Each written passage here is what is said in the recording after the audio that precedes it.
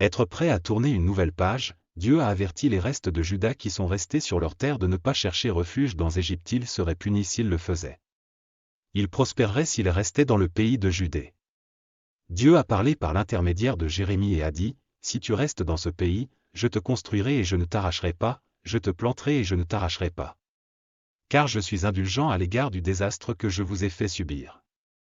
Ne craignez pas le roi de Babylone, dont vous avez peur, ne le craignez pas, dit l'Éternel, car je suis avec vous, pour vous sauver et vous délivrer de sa main. Je vous ferai miséricorde, afin qu'il ait pitié de vous et qu'il vous fasse retourner dans votre pays. Mais si tu dis, nous n'habiterons pas dans ce pays, en désobéissant à la voix de l'Éternel, ton Dieu, et en disant, non, mais nous irons au pays d'Égypte où nous ne verrons pas la guerre, nous n'entendrons pas le son de la trompette. Nous n'aurons pas faim de pain, et nous y habiterons, alors écoute la parole de l'Éternel, reste de Juda. Ainsi parle l'Éternel des armées, le Dieu d'Israël, si vous vous tournez entièrement vers l'Égypte pour y entrer et y habiter, l'épée que vous craignez vous atteindra au pays d'Égypte, la famine dont vous aviez peur vous suivra de près en Égypte, et vous y mourrez. Jérémie 42, 10-16. Leçon, Dieu a demandé à ses enfants d'être humbles et d'accepter la correction en toute bonne foi. On attend de nous que nous suivions les instructions, que nous réagissions aux corrections chaque fois que nous faisons une erreur et que nous apportions les modifications nécessaires.